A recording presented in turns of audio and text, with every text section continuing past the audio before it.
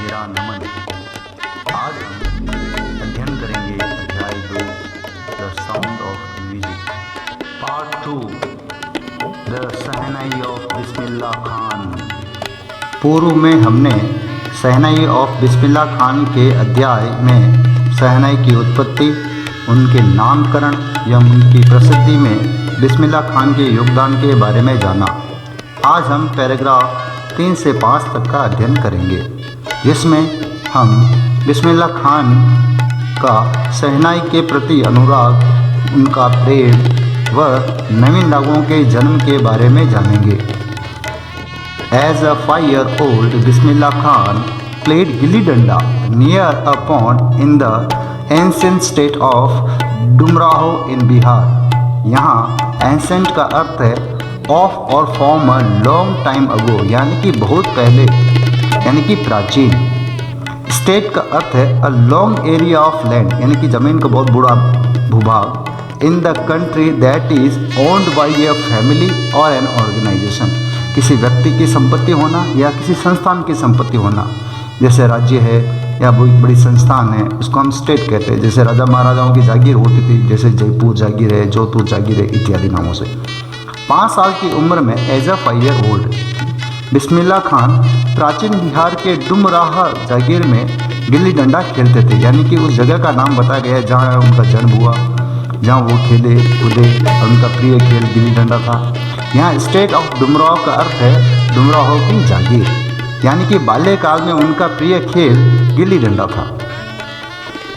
अगला paragraph, he would regularly go to the nearby Bihari ji temple to sing the Bhojpuri chaita and the end of which he would earn a big laddu weighing 1.25 kg, a prize by the local Maharaja. यहाँ वे का अर्थ है to have a heaviness, यानी कि किसी पदार्थ का वजन होना, ऑफ अ स्टेट अमाउंट, किसी मात्रा में, यानी कि किसी वस्तु का वजन होना, किसी ऑब्जेक्ट का हैवीनेस, यानी यहाँ इसका अर्थ है वजन होना। जैसे कि वेट 1.2 kg, यहाँ पर शब्द का प्रयोग हुआ है। चैता का अर्थ है लोकगीत जो बिहार में गाए जाते थे, इसलिए कहते हैं भोजपुरी चैता। वे नियमित रूप से रोज पड़ोस के बिहारी जी मंदिर में भोजपुरी लोकगीत यानी कि चेता गाने जाते थे। Regularly go to the Bihari ji temple to sing Bhojpuri chaita, जिसके अंत में एट द एंड स्थानीय महाराजा द्वारा पुरस्कार स्वरूप 1.25 किलो का लड्डू, यानी कि वेइंग 1.25 kg का लड्डू उनको मिलता था। He would earn a big laddu weighing 1.25 kg as a prize. This happened 80 years ago, and the little boy has traveled far to earn the highest civilian award in India, the Bharat Ratna। यहाँ traveled का अर्थ है कार्य, जो used to refer to a journey, यानी कि यात्रा के संबंध में कहा गया, और route that many or few people traveled on, जिस पथ पर बहुत सारे लोगों ने यात्रा की है, यानी कि रास्ता, यानी यहाँ पथ या रास्ता जिस पर लोगों ने यात्रा की, यानी कि यात्रा करना, यात्रा के रूप में शब्द का प्रयोग हुआ है। यहाँ यह 80 साल पहले हुआ था। This happened 80 years ago, and उस छोटे से लड़के ने भारत में सर्वोच्च नागरिक सम्मान यानी भारत रत्न पाने के लिए बहुत दूर तक यात्रा की, यानी कि जीवन में एक लंबा संघर्ष किया। The little boy has travelled far to earn the Bharat Ratna. आप चित्र में देख सकते हैं ये पुरस्कार कैसा दिखता है, और बिस्मिल्लाह खान को प्राप्त करते हुए भी आप चित्र में देख सकते हैं, भारत रत्न प्राप्त करते हुए यहाँ आप चित्र में देख सकते हैं। अगला paragraph, born on 21 March 1916, Bismillah belongs to a well known family of musicians from Bihar. Rasul Bakhsh Khan was the shehnai nawaz of Bhojpur king's court. His father Paigambar Bakhsh and other paternal ancestors were also great shehnai players। यहाँ पैटर्नल का अर्थ है पैतृक या पिता के पक्ष का होना, यानी कि पिता से जो रक्त संबंध रखने वाले जो लोग हैं उनको हम पैटर्नल कहते हैं, जैसे काका, चाचा, दादा इत्यादि।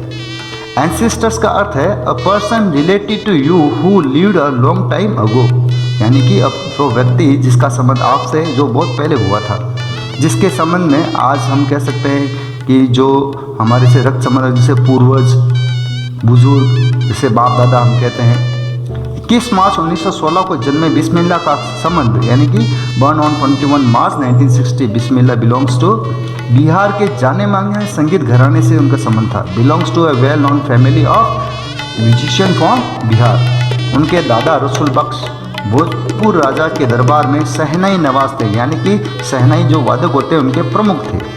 उनके पिता पैगंबर बख्श और अन्य पैतृक पूर्वज भी महान शहनाई वादक थे।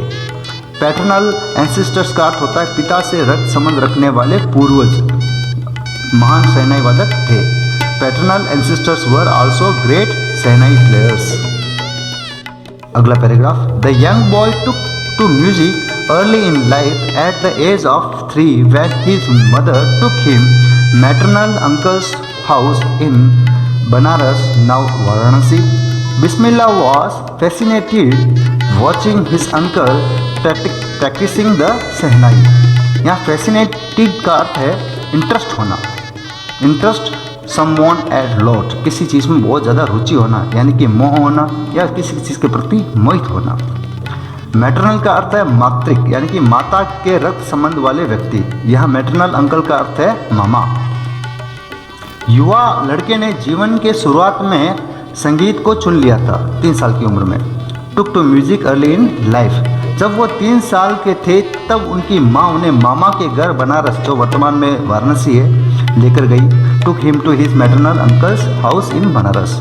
वे अपने मामा के शहनाई वादन से बहुत मोहित हुए, यानी कि fascinated watching his uncle practising the shehnai, यानी कि मामा को जो शहनाई वादन करते हुए जब वो देखते तो उसको बहुत मोहित हुए। अगला भाग, सोन बिस्मिल्लाह started accompanying his uncle Ali Baksh to the Vishnu temple of Banaras, where Baksh was employed to play the Sahnai.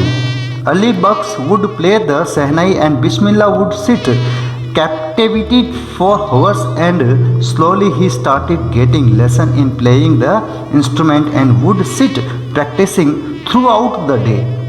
यहाँ captivate का अर्थ है to hold the attraction of someone by being extremely interested, यानी कि किसी चीज़ में बहुत अधिक रुचि लेते हुए बहुत ही ध्यानपूर्वक ध्यानमग्न होकर किसी चीज़ को देखना, किसी पर पूर्ण ध्यान लगाना, यानी मोहित होना या लुभाना या मंत्रमुग्ध होना।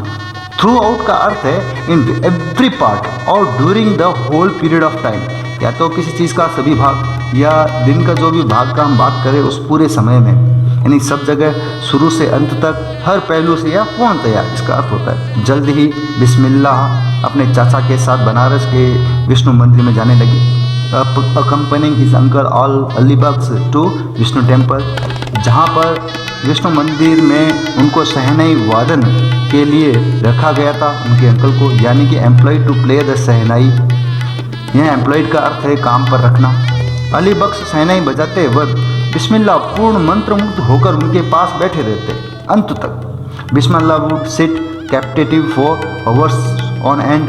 धीरे धीरे अब उन्होंने भी शहनाई बजाने का अभ्यास किया, उनको भी इसका पाठ मिलने लगा। स्टार्टेड गेटिंग लेसन, और धीरे धीरे उनको इसकी शिक्षा मिलने लगी। और वे दिन भर अध्ययन करते रहते, यानी कि practising throughout the day, यानी थ्रू आउट द डे का मतलब पूरे दिन, सुबह से शाम तक। थ्रू आउट का अर्थ है पूर्णतया पूरी समय। अगला बात, 4 years to come the temple of Balaji and Mangala Maiya and the bank of the Ganga becomes the young apprentice's favorite haunts, where he would practice in solitude. The following water of the Ganga inspired him to improvise and invent ragas that were earlier considered to be beyond the range of the Sahnai. यहाँ Hunt का अर्थ वैसे तो शिकार करना होता है, लेकिन यहाँ हंट का अर्थ यह अ प्लेस ऑफन विजिटेड, वह स्थान जिसका बार बार यात्रा की जाती है या उपयोग में लिया जाता है, वह जगह जहाँ प्राय यात्रा होती है या अधिक उपयोग में ली जाती है। सॉलिट्यूड का अर्थ होता है the situation of being alone, यानी कि वह परिस्थिति जिसमें आप अकेले होते हैं, विदाउट अदर पीपल, दूसरे लोगों के साथ, यानी अकेला एकांकी, अकेला रहना। बालाजी और मंगला मैया के मंदिर के साथ ही गंगा का जो तट था युवाओं के लिए, यानी कि जो नए प्रशिक्षित थे या नई शिक्षा ग्रहण करना थे, यानी कि अभ्यास करने वालों के लिए कई वर्षों तक पसंदीदा अड्डा रहा। यानी फेवरेट हंट्स का अर्थ यहाँ है कि वह जगह जो सबके लिए मनपसंद होती है, जहाँ बैठना हम लोगों को ज़्यादा पसंद रहता है, जहाँ एकांत में आप अभ्यास कर सकें। प्रैक्टिस इन सॉलिट्यूड का अर्थ है अकेले में अभ्यास करना। गंगा के बहते हुए पानी में उन्होंने रागों को सुधारने, यानी कि गंगा का जो बहता हुआ पानी है वो आपको मोटिवेट करता था नए आविष्कार करने के लिए और आत्मोत्सुकता जगाता था, आविष्कार करने के लिए प्रेरित किया। Inspired him to improve and invent ragas, जिन रागों को सहनाई की सीमा से परे माना जाता था, यानी कि consider to be beyond the range, यानी कि पहले जब सहनाई वादन होता था तो लोग लगता था कि ये सहनाई में हम इससे अधिक कुछ नहीं कर सकते। उन रागों के ऊपर भी बिस्मिल्लाह खान ने काम किया। सीमा से परे होना, यानी कि बियॉन्ड द रेंज का अर्थ है सीमा से परे होना या मानना, हद के बाहर होना। तो यह हमने अब तक ये जाना कि बिस्मिल्लाह खान का जो वातावरण कैसा मिला, कैसे उन्होंने आगे बढ़े। अगले अध्याय में हम शेष भाग का अध्ययन करेंगे। धन्यवाद।